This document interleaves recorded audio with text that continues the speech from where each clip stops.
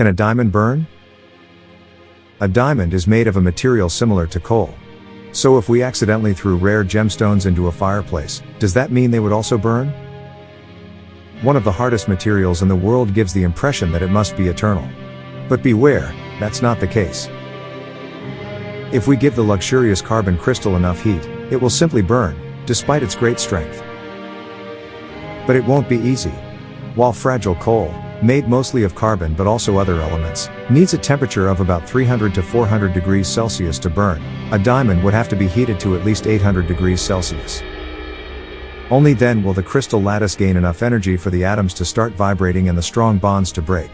The entire structure collapses, like a seemingly solid house falling apart during an earthquake. The carbon turns into gaseous carbon monoxide. The diamond first turns red and then white. But don't expect a big flame. For that to happen, the diamond would need to burn in a room filled with 100% oxygen.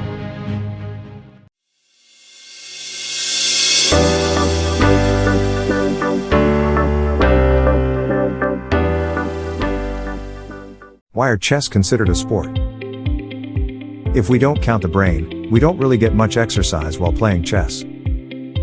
So why is it officially considered a sport, when other board games are not?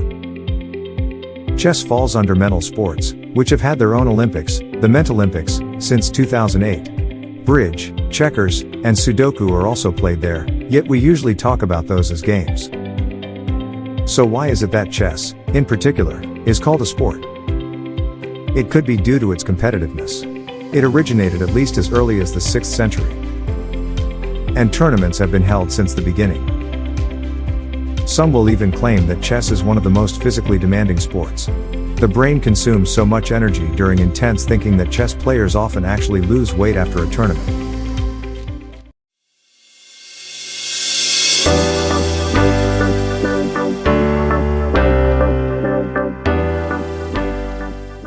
Why does our stomach growl? You can't hide hunger. Stomach growling is sometimes quite loud, even in a large room, even though it actually originates deep inside the body. What causes that strange sound? The stomach and intestines are almost always in motion to handle the processing of food. Even when no food is coming in, they don't stop, they routinely churn at least the air. In other words, our stomach plays with tiny bubbles, moving them along its walls in different ways, and that's what creates the familiar growling sound. And how did that air get in there? We simply swallowed it, during meals, while chewing gum, when smoking, or with certain medications. In fact, there's always some air in the stomach, so our belly basically growls all the time. It's just more noticeable when the stomach is empty.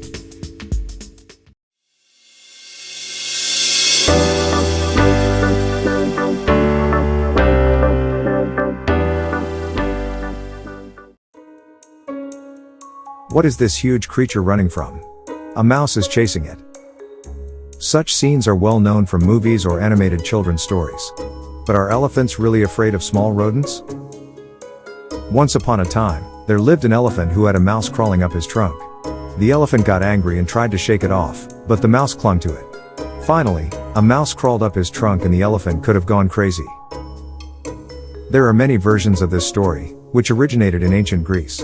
Even the Roman philosopher Pliny the Elder clearly wrote in his Encyclopaedia Historia Naturalis that of all living creatures, elephants hate mice the most.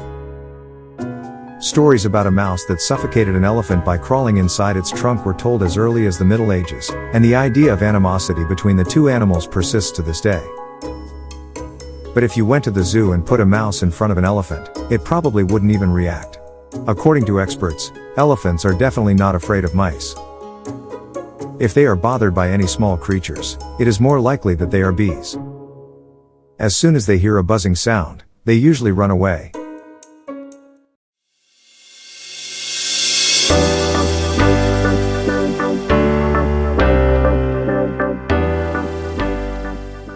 How many megapixels does the human eye have?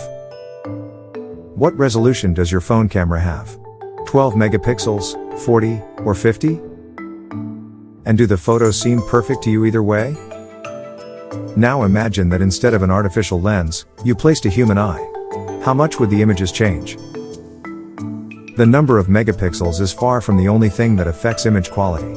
However, since it's an easily understandable value even for laypeople, a comparison with the human eye practically suggests itself. One attempt at this is made by American physicist and photographer Roger M. Clark, who concluded that if our eye were a camera, it would have a resolution of 576 megapixels, that is, 576 million pixels. That's exactly how many tiny squares we would see in an image the size of our field of view. Wanting to own such a camera is, of course, nonsense. Because the brain doesn't need nearly that level of detail to perceive what it can. According to Clark, the actual meaningful resolution is about 7 megapixels. These are processed by the so-called fovea centralis, a small pit in the center of the macula, where our vision is sharpest.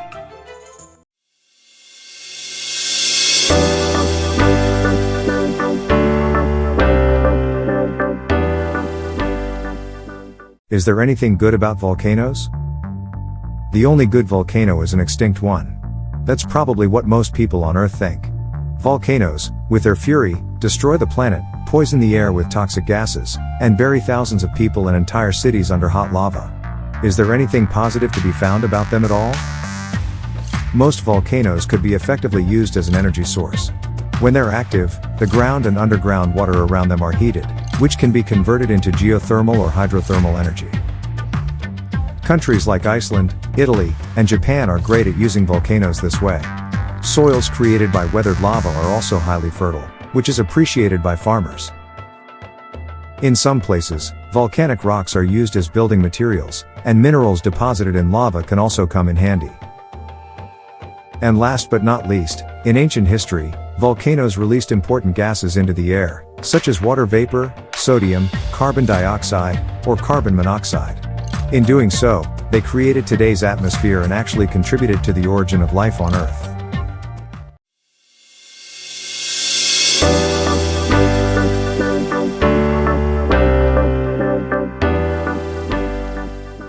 Can the moon fall to Earth?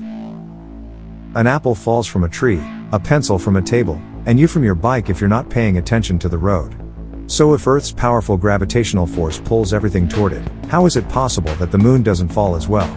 And could it ever happen? From one point of view, the moon is actually falling toward Earth.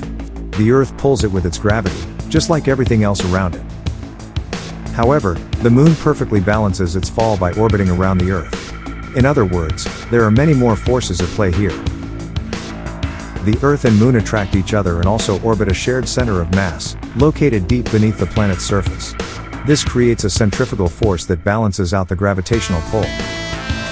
Everything is calculated absolutely precisely. If the Moon moved just a little more slowly, it could theoretically fall. But don't worry. Due to the complex interaction of tidal forces, caused by the mutual effects of the Moon, Earth, and the Sun, the Moon actually moves away from us by about 4 centimeters each year.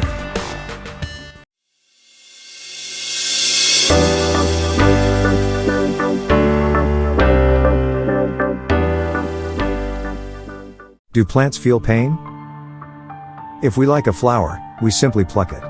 Has a tree in your garden grown too much? You take a pair of scissors and trim its branches. Normal. But have you ever wondered whether plants feel pain? After all, plants are just as alive as humans or animals. They breathe, grow, reproduce, and die. Of course, they don't have a nervous system like ours, so we can't talk about the classic sensation of pain, where signals from specific receptors are transmitted to the brain. However, if we define pain as a response to a certain physical stimulus, then it's a different story.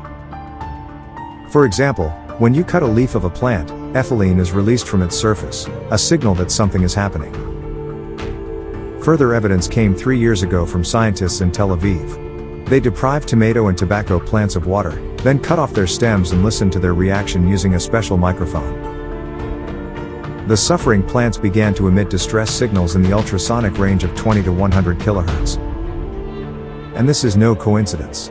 Depending on the specific type of damage, the duration and intensity of the sounds vary.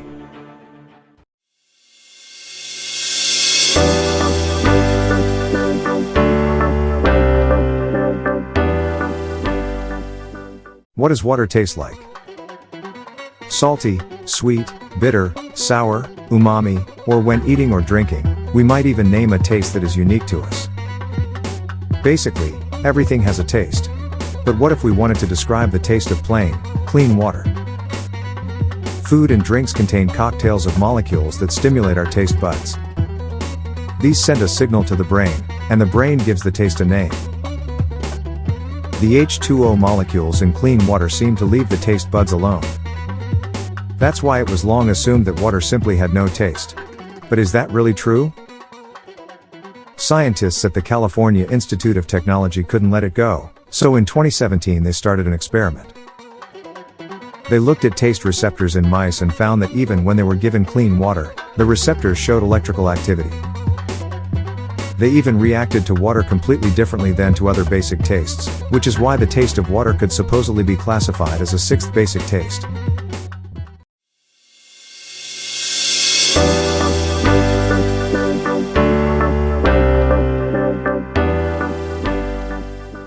Does photographic memory exist?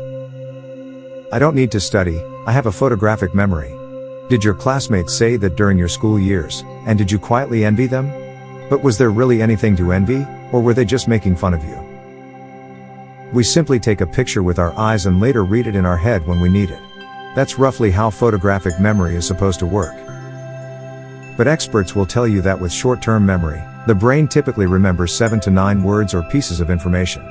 Certainly not a whole page of text, which contains around 500 words. This miraculous visual memory is also called eidetic memory and very rarely appears in children. They may hold an image in their head for up to 30 seconds with all its details, while for most people, the impression disappears in under a second. In adults, eidetic memory has never been documented. There are unusual cases, like Kim Peek, an autistic man born in 1951, who read 11,000 books and remembered 99% of their content word for word. However, this was likely related to a brain disorder. In healthy people, photographic memory is more of a myth.